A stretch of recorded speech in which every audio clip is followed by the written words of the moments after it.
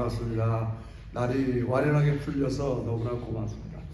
자, 오늘 우리 하나님께서 주시는 이야기를 우리 같이 듣도록 하겠습니다. 여러분, 거듭 말씀드리면 이제 마지막 갈라디아서가 꼭 우리에게 이렇게 생각하게 될 여러 주제가 있는데 시간상 다 말씀드리지 못하고 거듭 말씀드리지만 커다란 주제는 구원. 누가 어떻게 구원을 받느냐. 여기서 누가라는 말은 꼭 유대인들만 구원을 받느냐, 그렇지 않다고 했죠. 모든 사람들, 모든 열방이. 유대인에만 고정시키면 사람들은, 그 당시 유대인들은 유대인처럼 할례를 받아야 하나님의 자녀의 마크, 오늘 본문에 의하면 스티그마, 내가 하나님의 자녀가 된 육체의 흔적을 할례이기 때문에 할례를 해야 된다. 그래서 바울은 이런 문제를 해결하기 위해서 누가 구원을 받느냐, 유대인뿐만 아니라 모든 사람이. 어떻게? 예수 그리스도가 십자가에서 나를 대신해서 값을 치른 것을 믿는 사람들, 다 하나님의 자녀가 돼요. 그렇게 유대인이 강조하는 율법을 통해서 구원을 받는 게 아니라 어떻게 해요? 예수께서 이 악한 세상에서 우리를 건져내시려고 나를 대신해서 십자가에 죽으신 걸 믿는 거예요. 우리 쉽게 얘기하면 나의 죄값을 대신 치른 거를 믿는 거예요. 놀라운 일이죠. 놀라운 일이죠. 이제 그러면서 또 하나, 이 구원 말고 마지막 바울의 개인적인 사정에서는 권위의 문제가 있어요. 오늘 이제 마지막에 편지를 마감하면서 이렇게 얘기해요. 더 이상 나를 괴롭게 하지 말라는 거예요. 아마 자기 권위에 대해서 좀 손상이 됐나 보죠. 우리들 일상에서 아버지의 권위, 남편의 권위, 직장에서의 나의 포지션의 권위가 흔들리면 속이 상해요. 그렇잖아요. 아빠가 날 위해서 해준 게 뭐 있어? 당신이 날 위해서 해준 게 뭐 있어? 나만 고생했지. 여러분, 참 이런 게 우리 삶에서 아무것도 아닌 것 같아도 남편의 권위, 아내의 권위, 이런 것들을 우리가 괴롭게 할 때가 많이 있습니다. 그렇지 않아요? 바울을 괴롭게 한 거는 다른 게 아니었어요. 오늘 우리가 같이 참회의 기도 때도 얘기했지만, 여러분 어떻게 생각하세요? 여러분 한 주 동안 여러분을 괴롭게 하는 게 뭡니까? 아니, 요즘 여러분의 삶을 괴롭게 하는 게 뭐가 있어요? 있죠. 저도 마찬가지. 왜 없겠어요? 근데 가만히 보면 둘로 나눌 수 있어요. 내가 정말 이 상황, 이 문제에 대해서 하나님 뜻대로 대처하지 못해서 괴로운가? 목사도 마찬가지입니다. 어떠한 상황이 있습니다. 사건이 있습니다. 자기 유익이 발동될 때가 있어요. 자기 앞가림이 발동됐죠. 그런 식으로 결정나면 돌아서면 후회가 돼요. 내가 괴로워요. 목사하면서도 내가 그렇게밖에 말을 못했을까? 이 사건에 대해서 뻔히 알거든요. 사람들은 아유, 저 목사 자기 유익을 위해서. 여러분들도요, 사람들이 여러분이 뭘 결정하고 얘기하잖아요. 그냥 넘어가지만 다 합니다. 이게 자기 좋은 비즈니스를 위해서, 자기 앞가림을 위해서 이런 말하고, 그게 다 사실은 하나님을 훼손하고 교회를 훼손하고 우리를 힘들게 하는 겁니다. 다 합니다. 사람들 그냥 넘어가는 겁니다. 싸우기 싫으니까, 인간관계 깨지기 싫으니까 그냥 넘어가는 것 뿐입니다. 그러나 돌아보면 괴로운 겁니다. 반대로는 이렇게 있죠. 어떤 사람, 또 신앙이 약할 때는 세상 사람들이 이민 와서 저렇게 돈 벌어서 잘 사는데 나는 지금 가진 게 뭐가 있나? 이민 온 지 20여 년이 넘었는데 집 안 가놓고 맨날 렌트 이사 가야 되고 렌트비는 올라와 있는데, 여러분, 세상 사람들이 같이 누리고 있는 걸 나는 못 누려서 괴로운가요? 지금 바울은 그런 얘기하는 게 아닙니다. 중요해요, 여러분. 제가 좀 딴 얘기 같지만 시간이 지나면요, 우리 지금 권사님, 저도 마찬가지지만 나이가 들잖아요. 죽잖아요. 그건 하나님의 마지막 은혜예요. 왜요? 우리를 새롭게 창조하는 마지막이 죽음이에요. 교회는 죽지 않으려고 막 발버둥칩니다. 여러분, 아니 최소한 건강하게 사는 건 맞아요. 성경 다 이야기합니다. 너희 육체는 후패해져 다 달아 없어질 거야. 왜 그러는 거예요? 하나님이 여러분을 재창조하는 과정이에요. 할렐루야. 자꾸 하나님의 이야기 속에 나를 받아들여야지. 그 자꾸 세상 사람들이 뭐 이렇게 해야 된다 저렇게 해야 된다 100세까지 산다 120세까지 산다 뭐 하려고. 이게 중요한 문제예요. 사람들 자꾸 우리가 너무 세상 사람들이 이야기가 나를 지배하고 사는 게 너무 이게 괴로운 거예요. 생각해 보세요.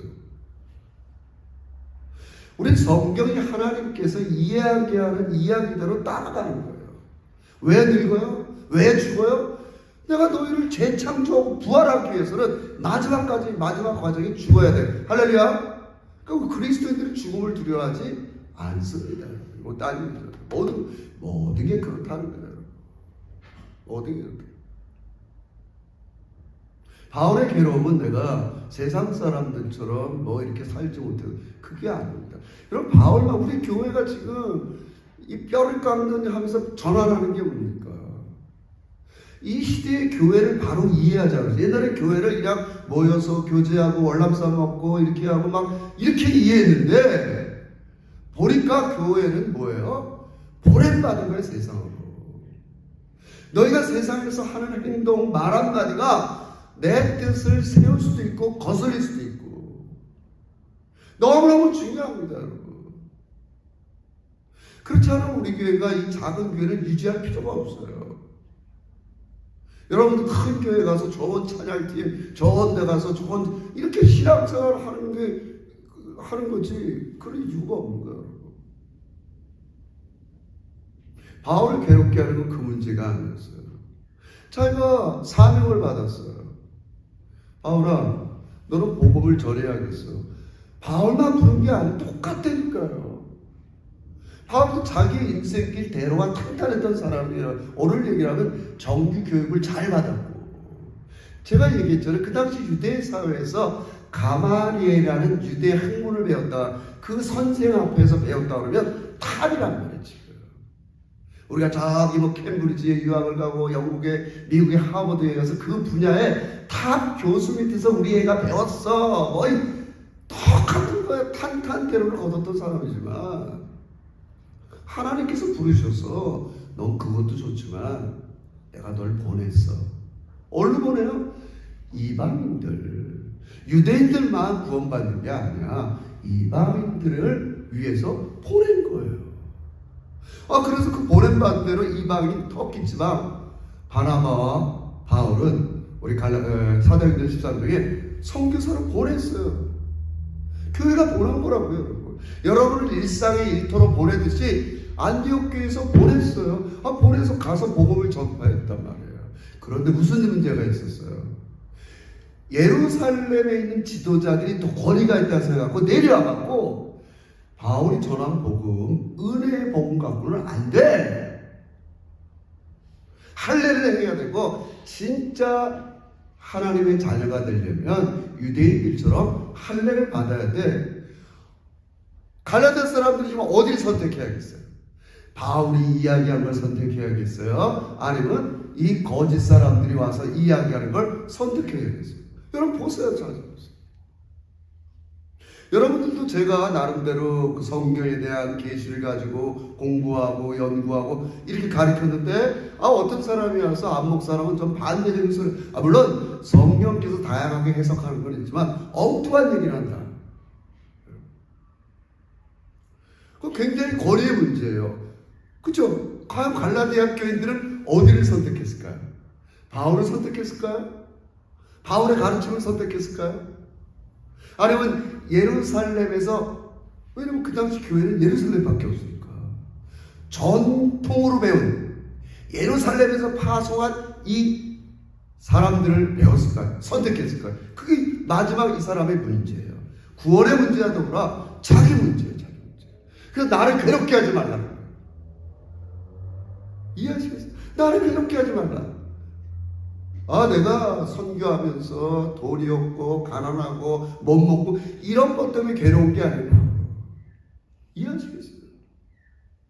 내가 너희들의 전한 복음이 그 권위의 문제를 이 사람들이 흔드는 거예요. 그래?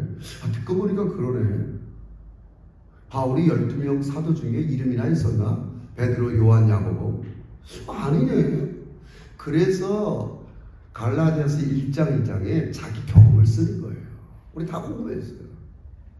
내가 14년 전에 셋째 하늘에 올라가서 예수를 만났다.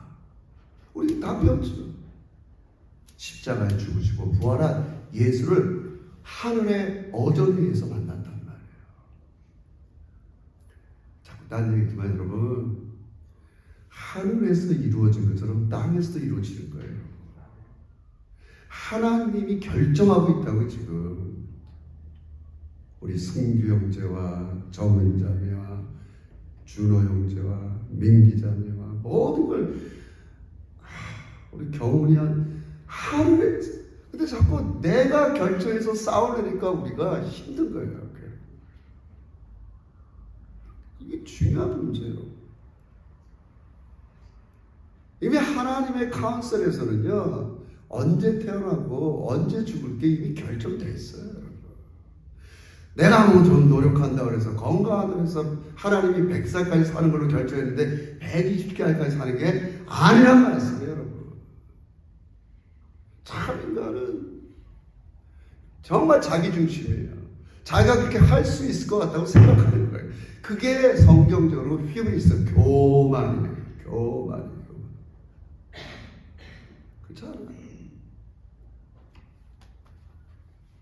그래서 우리가 복음 다 배워서 누가복음, 믿음은 하나님이 내 삶의 주님이 되신다. 그게 믿음이 좋은 사람의 특징이에요. 하나님이 나의 주인이라고요. 내 가게의 주인이고, 제가 좀 이사해야 돼서 머리 아픈데 이사하는 거의 주인이시고, 근데 자꾸 이사할 때 내 뜻대로 하고 싶어. 좋은 집, 좋은 거, 좋은 거 좀. 하나님은 네가 주인이네. 모든 인간은 그래요. 뭐 이사 사소하게 여기 내가 원하는 집에 살지. 비즈니스 내가 하고 싶은 비즈니스. 여러분, 그게 하늘과 어긋났을 때는 고생직사야 합니다. 여러분, 고생직사야 합니다. 여러분, 아직도 우리가 성경을 통해서 하나님이 어떤 분이 어떻게 이 세상을 다스리고 여러분을 인도해 가시는가를 명백히 인식하고 알아야 됩니다.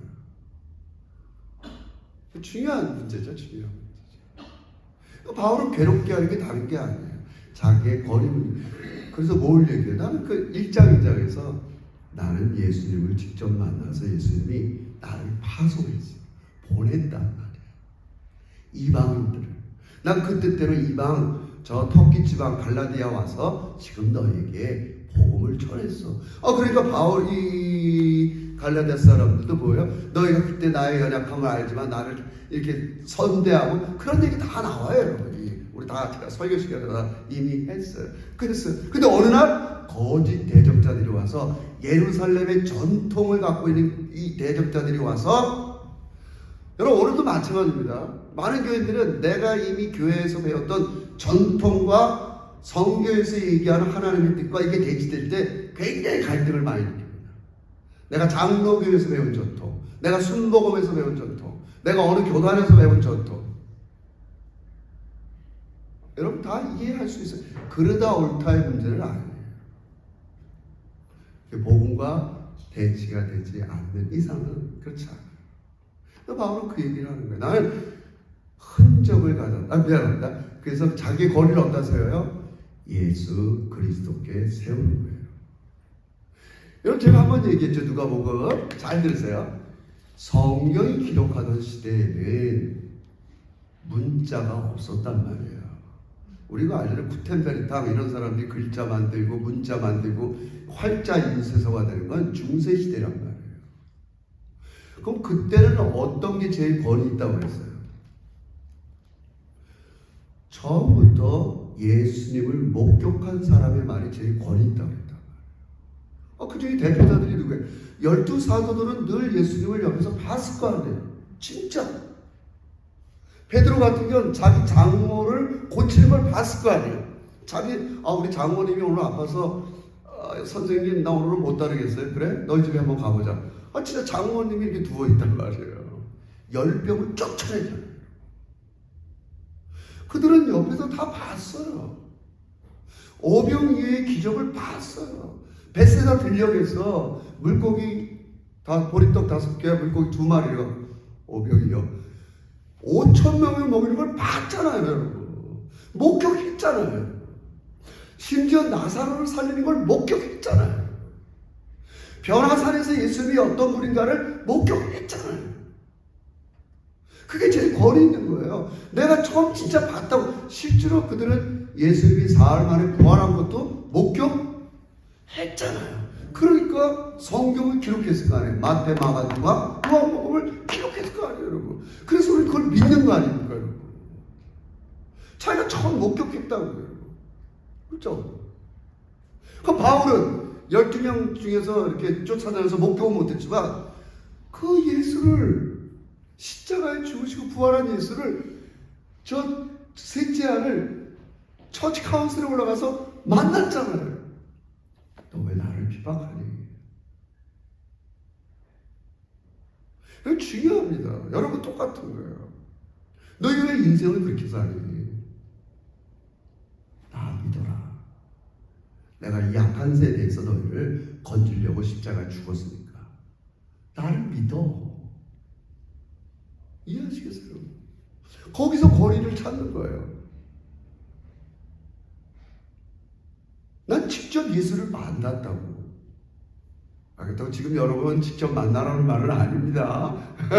그때 당시는 그들이 그렇게 자꾸 예루살렘 교회에서 내가 선생 좀 했다, 뭐 했다, 이런 식으로가 나오니까, 그래? 나는 진짜 만났어. 그분이 나에게 사명을 줬어. 사도행전 3번이나 나오잖아요.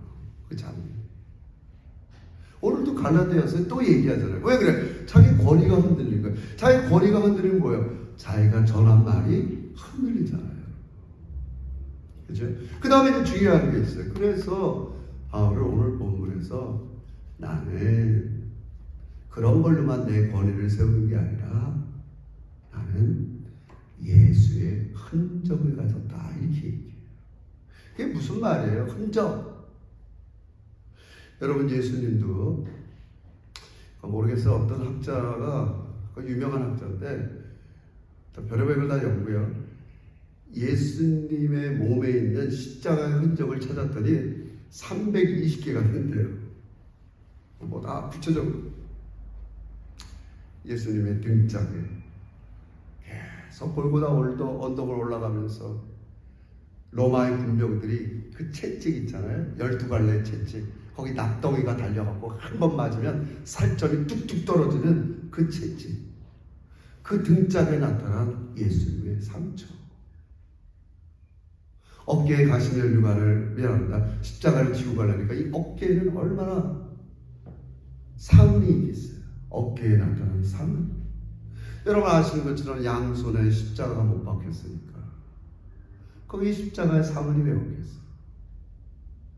군인들이 양쪽에서 창으로 삼지창으로 꽉 옆구리를 찔르니까 여기에 흔적이 없겠어요.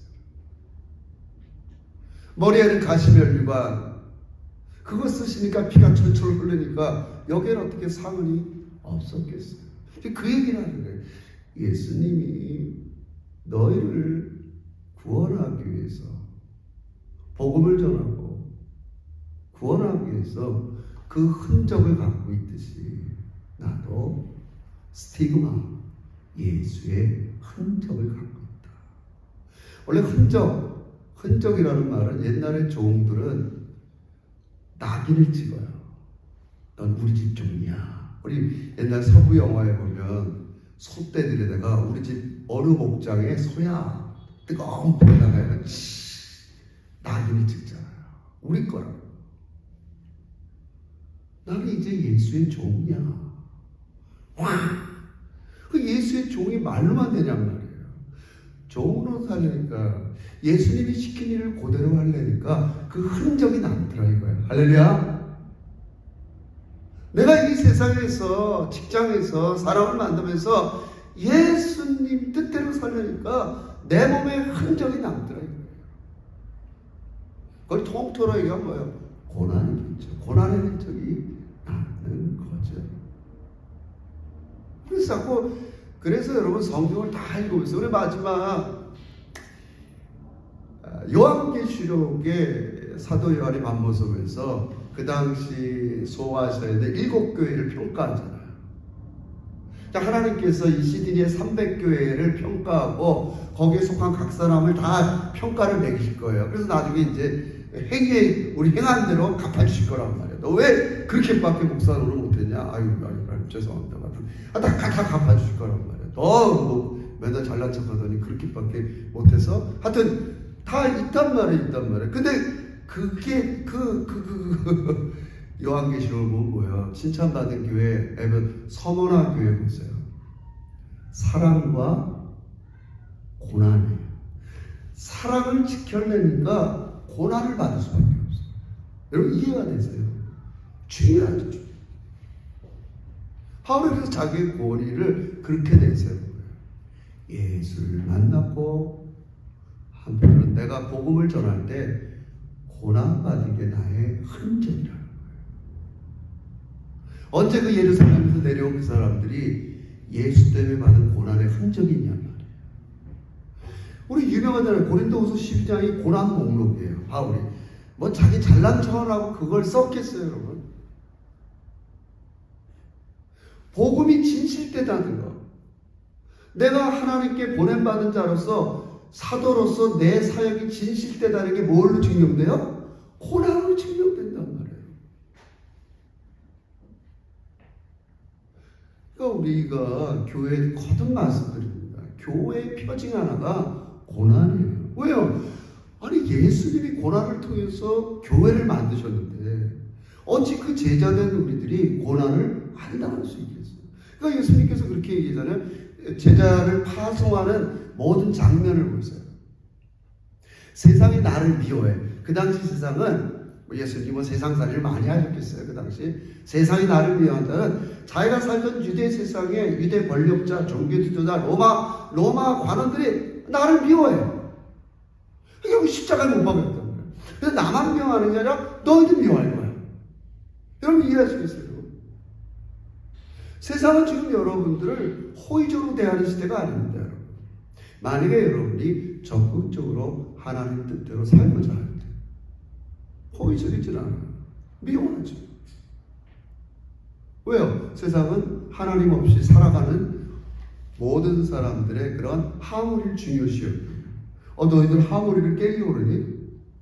이 시들이 다문화 사회에서 너희 종교만 우월하다고 막 하면서 막 그러면 우리 더 못 살아. 옆에 있는 이슬람 막 이런 식으로 나온다고요. 우리 고민을 많이 해야 돼. 그래도 가만히 있을 수도 없고 이 시들이 전체 하모니를 깰 수도 없고 예를 들어. 그래서 바울은 흔적이 중요하다는 거예요. 나의 권위는 예수를 위한 고난에 있어. 바울의 그 고린도후서 12장의 고난 목록 보세요. 우리 다 했죠. 내가 엎드려서 우리 그걸 태장이라고 하잖아요. 39번 맞았다는 거예요. 거의 죽지요. 그래서 진짜 죽었는 줄 알고 이렇게 성 밖에 내어버렸다는 거예요. 이제 이 정도 맞았으면 죽었겠지. 산송자이겠지.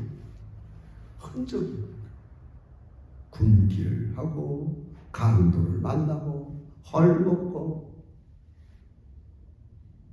이게 왜 그런 거예요? 왜 그런 거예요? 자, 이런 거예요. 힘들다고 안 하면 그건 진정성이 없어지는 거예요. 여러분 그럼 제가 편하게 이렇게 설명을 해볼게요. 여러분이 잘 아는 대로 욥이 있어요. 욥이 하늘의 어전위에서 하나님과 사단이 이렇게 얘기하면서 결정했어요. 하나님, 욥이 신앙생활 잘하는 게 다른 이유가 있겠어요? 하나님이 그렇게 복을 내려주는데 어떻게 신앙생활 잘하겠어요? 하나님이 내려준 복을 다 뺏어가 보세요. 제가 신앙생활 잘하나 안 하나. 그래? 그럼 한번 테스트 해보자. 이미 하늘의 어전에서 이렇게 결정됐어요. 요번 무슨 일이 있었는지 몰라. 보니까 하루아침에 자기 자녀가 다 죽었어요. 큰 태풍이 나더라고. 잔치를 벌이는데. 소떼 양떼 모든 재산이 다 날아갔어요. 자기는 하늘에서 무슨 결정이 일어나는지 몰라요. 근데 그런 일이 일어났어. 옆에 있는 와이프가 하나님 원망하고 죽으라고 그래요. 하나님 뭐 이래? 근데 미안합니다. 욥은 하나님 원망하지 않았어요. 여러분, 그게 사랑이라는 거예요. 내 환경, 정황, 모든 것들이 달라졌어도 어떤 조건, 어떤 상황에서도 하나님 사랑, 그게 고난에 있어도 하나님 사랑을 증명하는 게 사랑. 그게 사랑이란 말이에요. 할렐루야. 여러분 이해가 안 돼요? 지금 바울이 얘기하는 게 이런 뜻이란 말이에요. 고난이 와도 나는 복음이 진짜야. 그것만이 너희를 살려. 잘 살고 못 살고 하는 문제가 아니야. 좀 더 잘 먹고 이 문제가 아니라 네가 지옥에 가느냐 천국에 가느냐 이 문제는 예수의 복음을 믿는 것밖에 없어. 이게 바울의 문제일 거 아니에요. 그렇잖아요. 그러니까 바울은 그 문제라면 어떤 고난이 와도 난 당할 거야. 그러니까 그게 진실한 문제라는 거예요. 그래서 여러분 모든 권위에는 이런 고난이 있어야 돼요. 예를 들어서 이러면 안 되지만 여러분 자녀들이 어머니의 권위에 왜 복종해요? 좀 죄송한 말이지만 아버지보다 애들이 볼 때 엄마가 나를 위해서 희생하는 게 더 많다고 생각하는 거예요. 이해하시겠어요? 우리 어머니는 힘든 가운데서도 나를 위해서 이렇게 했어. 그 엄마가 뭐라고 그래도 꾸짖어도 네. 근데 만약에 아버지가 아무것도 안 했어. 맨날 밖에 나가서 술 잡수시고 뭐하고 자기 하는 대로 했는데 이제 딱 집에서 뭘 잘못하니까 너 왜 그래? 그러면 아버지의 그 권위에 애들이 복종하겠어요?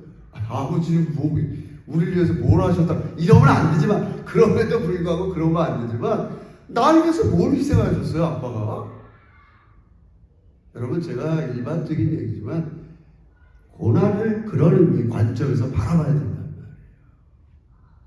그러셨구나. 거기에서 머리가 생기는 거예요. 중요한 문제예요. 여러분 똑같은 거예요. 우리가 지금 숫자가 더 그러면 여러분 우리가 이제 우리 교회가 선교적인 교회다. 너무 교회 중심적인 여튼 것은 모든 목회가 교회 중심적인 목회였는데 우리는 일터에서 하나님을 드러내자 삶에서 그렇게 했어요. 그 일터 나갔어요. 그 여러분이 진실된 걸 보여주려면 어떻게 보여줘야 돼요? 희생과 고난이 안 들었는데 여러분을 진실되게 보질 않아요. 자기 앞가림 때문에 저런 말 하는 거겠지. 여러분 제가 전도하다 보면 이런 얘기를 너무 많이 듣는 거예요. 수많은 크리스찬들한테. 그럼 우리 다시 시작해야 돼. 그럼에도 불구하고 내가 지난날 말로만 전했지 희생과 수고 없이 말만 했던 거에 대해서 좀 돌이키면서 다시 시작해야죠. 그렇게 할 수밖에 없어요. 이 시대는. 그게 바울이 나의 고난, 진정성이 어디서 오느냐? 고난에서. 여러분 우리가 살아가는 세상의 권위도 바울이 얘기하는 거랑 똑같아요. 여러분이 어떤 문제가 있을 때 권위 있는 자를 찾아갈 거예요. 여러분 몸에 문제가 있을 때 GP가 안 되면 누굴 찾아가요? 그분의 익스퍼트, 전문의를 찾아가요. PhD 받은 사람 찾아가요. 여러분 저처럼 고도근시 사람들은 우리 사람은 난시만 있지 별로 안 하잖아요. 여러분. 제가 눈 검사하고 막 그러고 갈 때 여러분 정말 녹내장이 있다. 전문가 찾아가죠. 거기 일반 옵토메스트리도 보면서 이건 제가 되지 않습니다. 써줄 거 아니에요. 전문가 찾아가라고. 지금 녹내장 증상이 있습니다.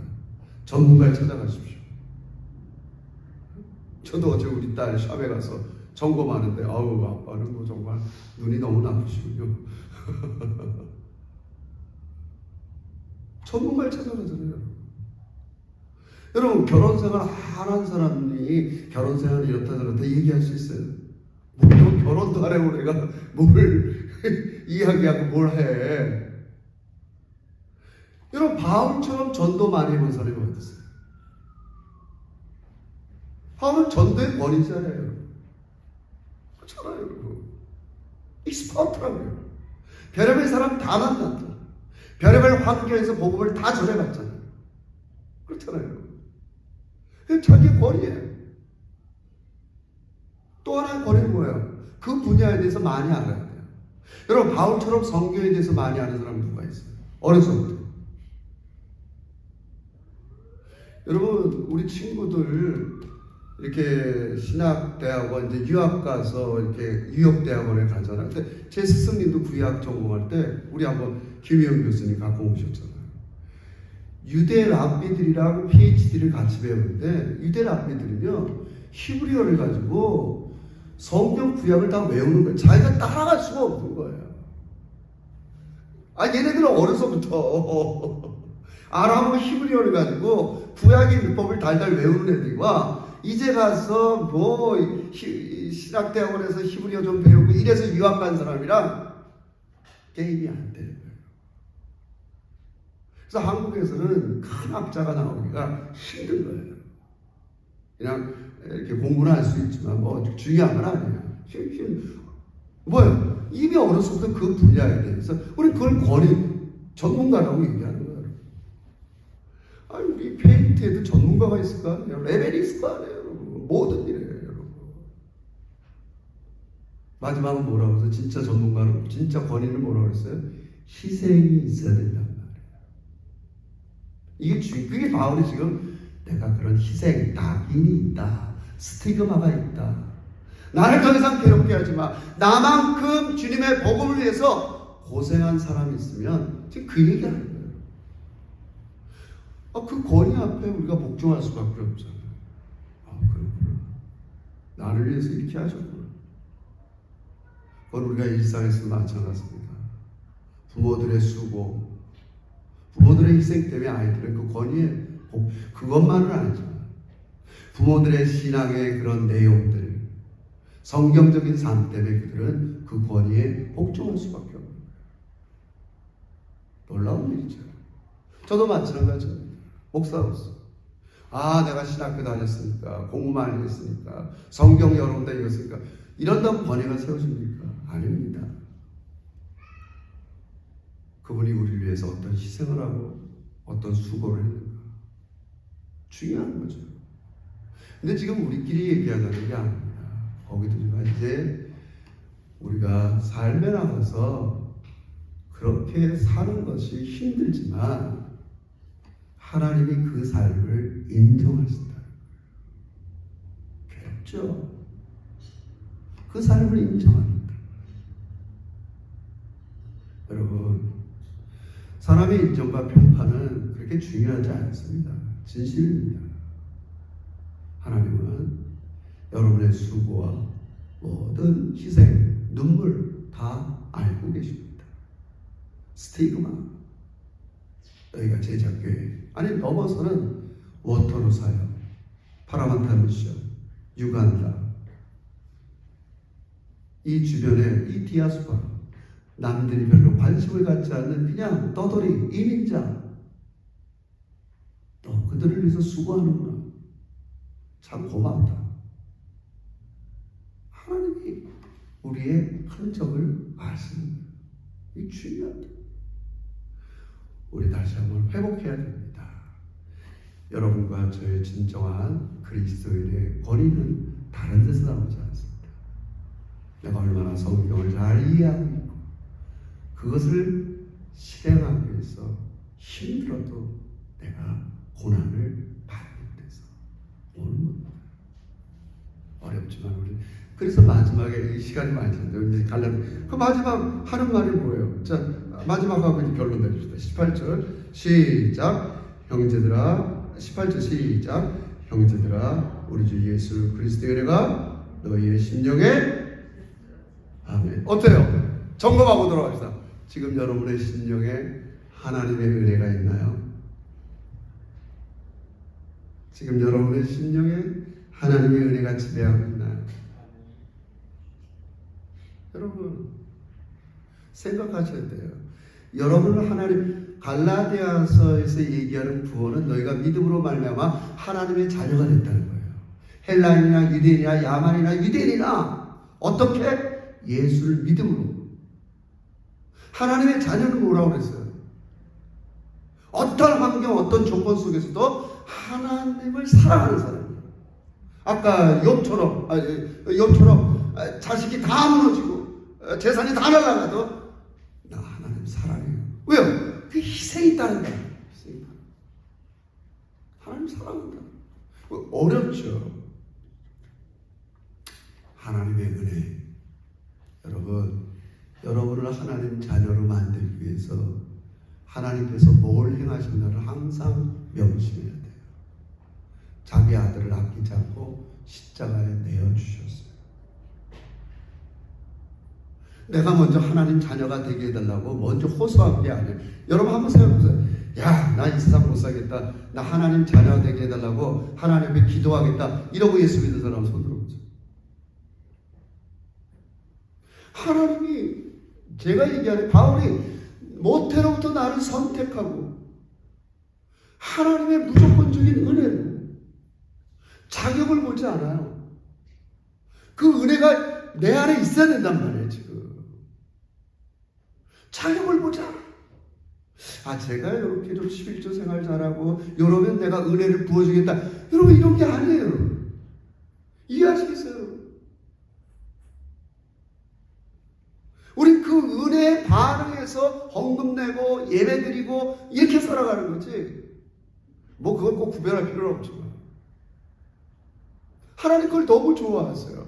제가 진짜 은혜에 반응하는, 여러분 은혜에 반응하려면 희생이 따라요. 내가 열심히 번 돈을 11조 내야 되고 희생해야, 그게 날 흔적이란 말이에요. 여러분 11조 내는 것도 흔적이고 헌금 생활하는 것도 흔적이에요. 나요.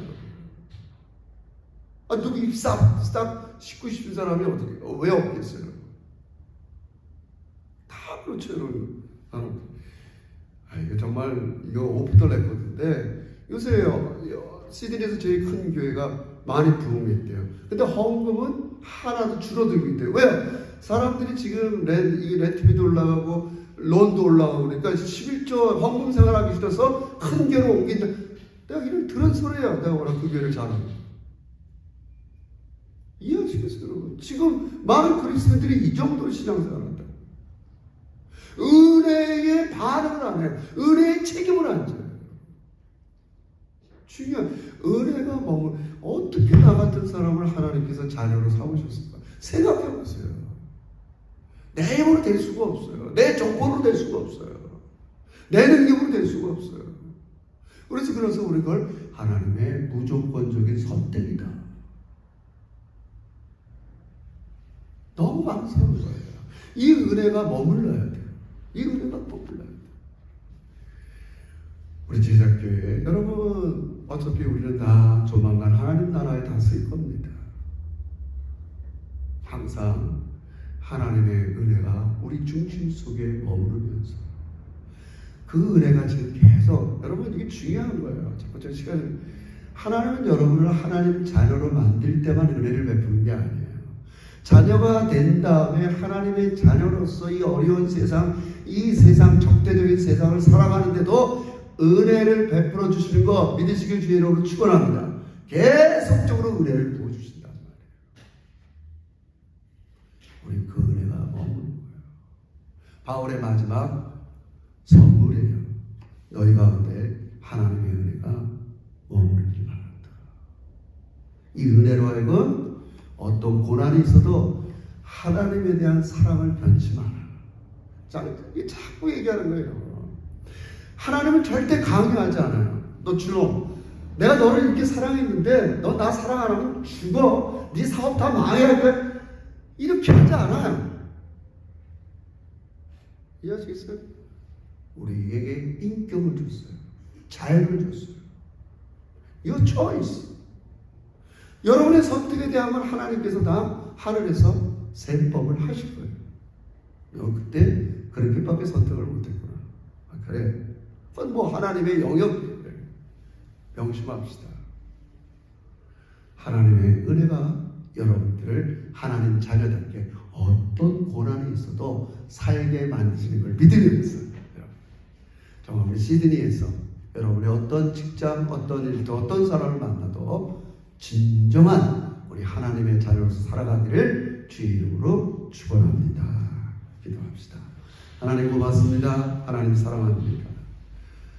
그러나 좋을 때는 하나님 사랑한다고 너무 신이 나지만 왜 이렇게 일이 안 되고 이 상황에서 나를 돕지 않는다고 하는 원망하고 불평하고 남을 탓하고 화내는 우리의 연약함을 불쌍히 여겨주세요.